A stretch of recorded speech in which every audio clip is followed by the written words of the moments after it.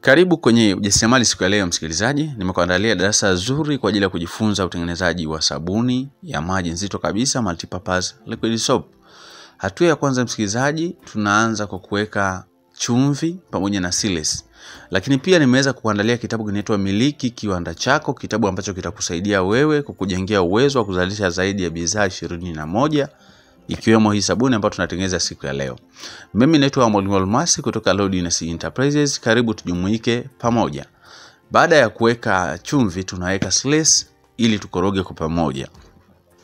Lakini kuna mtu huenda anaangalia video hii anataka kujiunga na darasa letu kupitia WhatsApp au kujipatia nakala ya kitabu cha Miliki Kiwanda Chako. Utanitext kupitia WhatsApp namba 0783 50 09 71 0783 50 09 71.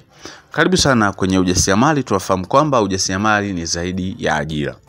Baada ya kuunganisha chumvi pamoja na siles, tunaanza kuchota maji jagi moja, tunaweka katika ule mkorogo ambao tunaukoroga.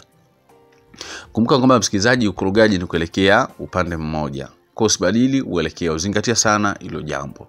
Na kumbuka kwamba sabuni ya maji ni bidhaa ambayo inatumika sana katika familia karibia zote. Maofisini wanatumia, majumbani wanatumia, mahotelini wanatumia. Ikiwa utaweza kutengeneza katika ubora mzuri ukazingatia vipimo, basi utakuwa umewini. Na katika sabuni ya maji pia watu huzingatia mambo makubwa matatu. Jambo la kwanza uzito, jambo la pili manukato, jambo la tatu na la mwisho ni ufanisi wa ile sabuni yako, vile unavyoiandaa na kuitengeneza, kwamba inatoa mapovu, ina uwezo wa kuondoa changamoto ya uchafu. Kwa hiyo iko namna hiyo msikilizaji. Kwa kujifunza zaidi hatua kwa hatua procedure zote, uweze kutoa bidhaa nzuri ambayo inahitajika sokoni, inaendana na ushindani wa soko, kwa sababu anayetengeneza sio wewe peke yako, kuna watu wengi wanatengeneza. Na mteja wakati mwingi sana anaangalia ubora wa ile sabuni yako. Kwa muhimu sana ukiwa unatengeneza, zingatia sana jambo la vipimo. Na ukizingatia hapo, katika video ya siku ya leo sijaweka vipimo. Vipimo utavikuta ukijiunga na darasa letu, lakini pia vipimo utavikuta unapopata nakala ya kitabu chako. Na katika kitabu nimekuandikia bidhaa zaidi ya 21. Kwa haya ni manukato ambayo tunaadi, lakini pia ukitaka perfume iweze kusikika zaidi, unaweza kaadi perfume zaidi ya moja. Unaweza kuchanganya kwa kipimo kile kile, lakini ukazichanganya perfume zikawa mbili. Mfano, kama labda nimekuambia tumia milizi 100, unaweza kaamua kuchukua lemon milizi 50 pamoja na strawberry milizi 50, ukapata flavor nzuri kabisa ya tofauti.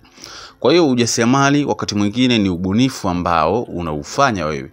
Lakini kwa wale ambao wako madarasani wanafahamu sana na tunaelekezana sana kuhusiana na ujuzi mbalimbali wa kuzalisha sabuni ili iweze kuleta hali nzuri sokoni. Ninapozungumzia hali nzuri sokoni, nazungumzia kuanzia ule muonekano wa bidhaa yako, impact ya bidhaa yako, matokeo ya ile bidhaa yako.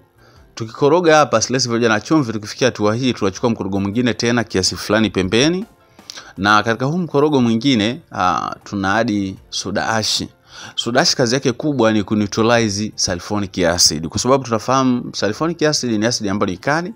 Tunapokuwa tunaitumia kwenye sabuni yetu lazima tuipunguze ukali wake. Kwa hiyo tunai-neutralize kwa kutumia hiyo soda ash, na hapa tunamimina sulfonic acid.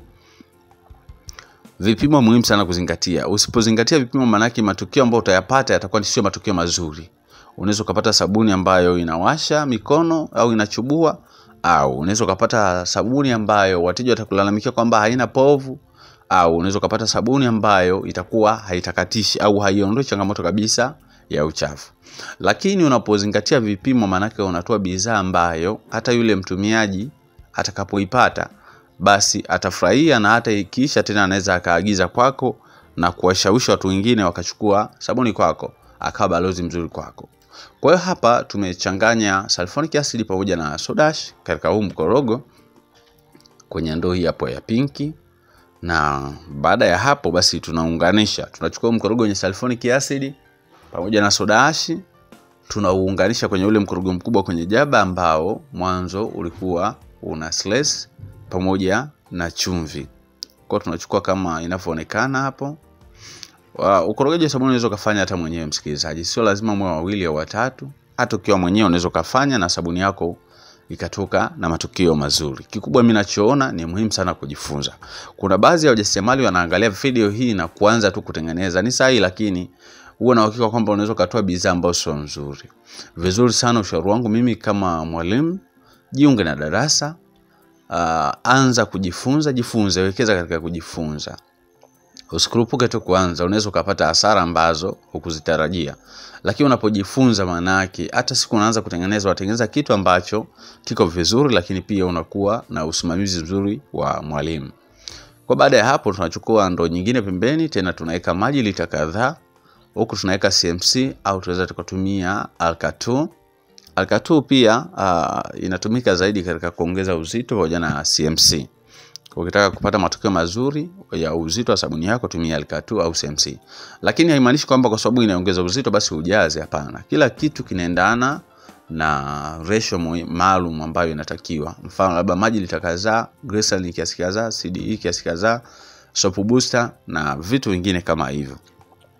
Kwa baada ya kuunganisha, mwisho kabisa tutaadi glycerin, tutaadi CDE, tutaweka soap booster kama tukitaka, tutaweka color ambayo ni rangi, perfume tushaweka tayari. Kwa mwisho kabisa tutaacha sabuni yetu angalau masaa 3, basi itakuwa tayari. Kama unapenda kujifunza, karibu ni text WhatsApp kupitia hizo namba, au kama unahitaji nakala ya kitabu chako.